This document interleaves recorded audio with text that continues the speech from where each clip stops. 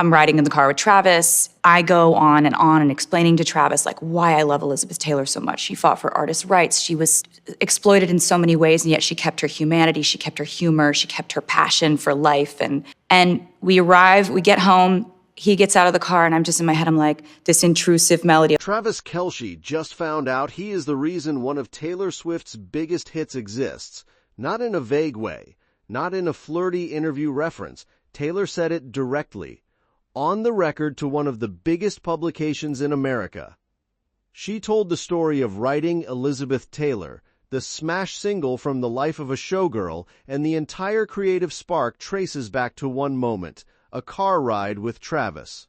And the way she described it, and the way Travis is reacting to finding out, has Swifties absolutely melting today. Let me tell you exactly what Taylor said, and how Travis responded, because this is one of the most heartfelt creative dedications she has ever publicly given to anyone in her life. Here's how Taylor explained it. In a new sit-down interview with the New York Times Magazine, Taylor opened up about how songs come to her. She said there are so many different ways a song begins in her world. And then she pointed to Elizabeth Taylor, a track from her album The Life of a Showgirl, as the perfect example of a song that arrived from nowhere. Then she walked through the moment, quote, I'm riding in the car with Travis. I go on in explaining to Travis, like why I love Elizabeth Taylor so much. She fought for artists' rights. She was exploited in so many ways, and yet she kept her humanity. She kept her humor. She kept her passion for life. I was just going on and on. I was like, her eyes were violet. Some people said they were blue. Some people said they were violet. I think they were violet. We get home. He gets out of the car, and I'm just in my head with this intrusive melody. I cry, my eyes violet, Elizabeth Taylor, and I'm scrambling to open my voice memo app on my phone, end quote. That's the whole origin story. Travis sat in the passenger seat, listened to her go on a 10-minute monologue about a Hollywood icon, and by the time they got home, Taylor had a song. I'm riding in the car with Travis. I go on and explaining to Travis like why I love Elizabeth Taylor so much. She fought for artists' rights. She was exploited in so many ways, and yet she kept her humanity, she kept her humor, she kept her passion for life. And I'm just going on and on. I'm like, her eyes were violet. Some people said they were blue. Some people said they were violet. I think they were violet. And we arrive, we get home, he gets out of the car, and I'm just in my head, I'm like, this intrusive melody of like, I'd cry my eyes violet, Elizabeth Taylor. Now think about what that means for Travis. He didn't write the lyrics, he didn't produce the track, he didn't even know what was happening in real time. But he was the listener, he was the audience, he was the one person Taylor was processing her thoughts toward, and his quiet presence in that car turned into a song that hit #1 on streaming charts and became one of the most defining tracks of her latest album. That kind of creative inspiration is rare. Most songwriters need silence, solitude, a piano, a guitar, a specific moment of heartbreak. Taylor needed a car ride with the man she loves and someone willing to listen. And the result was Elizabeth Taylor, a song that has now become so iconic that her own wedding dress is reportedly being designed in honor of the woman the song is about. Sources close to Travis say he's been visibly moved since the interview dropped. People around him are saying he hasn't stopped grinning. The man literally cried at the proposal. He's not exactly someone who hides his emotions.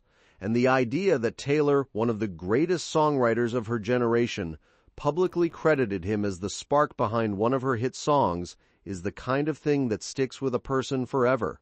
He has long talked about being inspired by Taylor, calling her one of the most talented people on the planet. It's amazing to see her keep going to the table, keep finding new things to write about, keep finding, new melodies and things like that. And on top of that, still seeing her have that love and joy in what she does. And yeah, of course that's motivating. That's motivating for anybody to see, let alone, my fiance. But this is the first time Taylor has so directly publicly credited Travis as part of her creative process.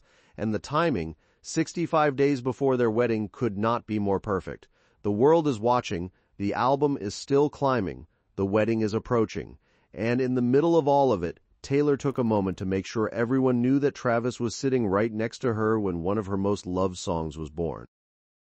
The romance behind that story is deeper than it seems. Taylor's obsession with Elizabeth Taylor isn't just creative, it's bridal. Sources have revealed for weeks that Taylor's wedding gown is being inspired by the dress Elizabeth Taylor wore for her 1950 wedding to Conrad Hilton. The classic waist-cinching silhouette, the lace detailing, the old Hollywood glamour. Sources say Taylor became obsessed with that aesthetic while making the music video for the song, which is exactly the song she just credited Travis with inspiring. So follow the chain. Travis listens to Taylor in the car. Taylor writes Elizabeth Taylor. Taylor makes the music video. Taylor falls in love with Elizabeth Taylor's wedding aesthetic. Taylor designs her own wedding dress around Elizabeth Taylor.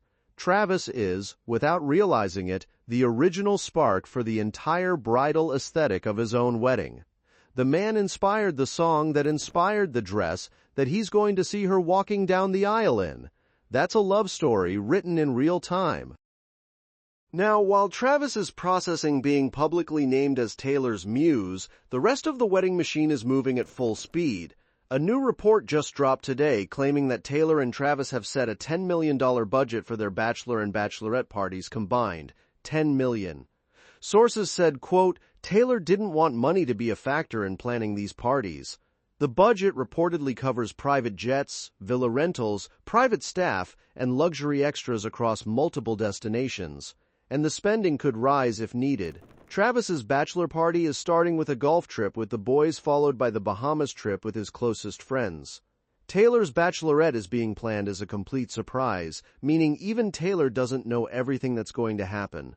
A source close to Taylor said, quote, every woman is a little nervous about a bachelor party, but she trusts Travis.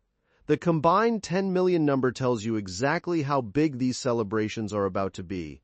This isn't a hotel weekend in Vegas. This is a multi-destination luxury operation moving across multiple continents. And it's not all roses and budget reveals. Today, another viral X post is spreading a fake breakup rumor. The latest version claims Taylor and Travis, quote, may have quietly called it quits, citing hectic schedules and growing pressure from the spotlight. The post racked up nearly 800,000 views. There is no source, no official statement, no representative quoted. It's the second viral fake breakup post in less than a week. Just like the first, it has no foundation. The wedding is still on. The relationship is still solid. The flowers are still being delivered daily. The wedding bands are still being designed. The rings, the dress, the bachelor budget, all of it points to a wedding moving full steam ahead.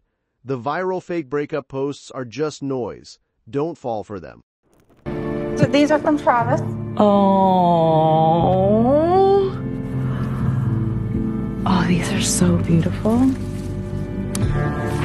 I love that he doesn't even have to sign them anymore.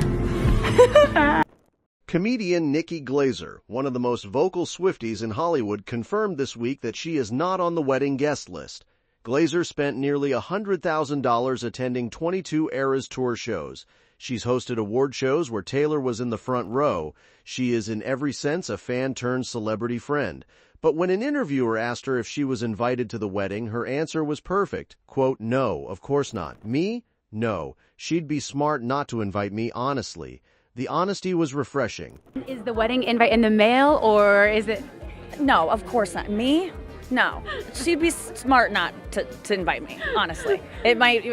I look forward to the, grainy helicopter pictures that I see of it eventually, but that's all I should get. And it confirms what sources have been saying for months. Taylor is keeping the guest list to people in her actual circle. Not famous fans, not award show acquaintances, not strategic Hollywood friends, just the people who matter most. Taylor also made a major legal move this week. On April 24th, her company filed 3 trademark applications with the United States Patent and Trademark Office. 2 are for the phrases, quote, hey, it's Taylor Swift, and hey, it's Taylor. The third is a visual trademark of her holding a pink guitar in an iridescent bodysuit with silver boots. The reason concerns about AI misuse. Taylor is one of a growing number of celebrities filing trademarks to protect their identity from artificial intelligence misuse. As deepfakes and voice cloning get more sophisticated, Taylor is officially building a legal wall around her voice, her image, and her likeness. The move is smart, it's strategic, and it's exactly the kind of preemptive thinking that has made her one of the most successful business minds in entertainment. The wedding plans themselves keep evolving. The guest list expanded again this week. Zoe Kravitz officially confirmed as invited despite earlier reports. Industry pros across New York City are publicly debating whether the wedding is even in Manhattan or somewhere wilder like Liberty Island. Taylor was spotted Monday night at the Jane Hotel having dinner with her father Scott Swift, music producer Jack Antonoff, and best friend Ashley Avignoni. The wedding bands are being made, the daily flowers are arriving, the dress is being inspired by Elizabeth Taylor's 1950 bridal look, and Travis, sitting in the middle of all of it, just found out the world now knows he's Taylor's muse.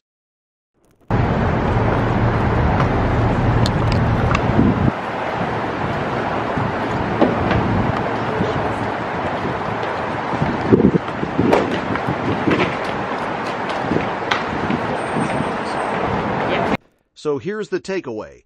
Travis didn't write the song, but he was the reason it got written. Taylor needed someone to listen. Travis was there, and the result was a #1 hit that became the centerpiece of her latest album and the inspiration for her own wedding dress. That's not just a relationship, that's a creative partnership. That's two people who understand each other so well that one of them can spark a hit song just by being present in a car. Travis Kelce, the football player, is now officially Taylor Swift's documented muse. And in 65 days, that muse is going to walk into a venue, watch his fiancée come down the aisle in a dress inspired by the song he helped inspire, and become her husband. The full circle is complete. The story is being written in real time. And every single moment between now and July 3rd is going to be one Swifties remember forever. That's all for this video, folks. See you next time.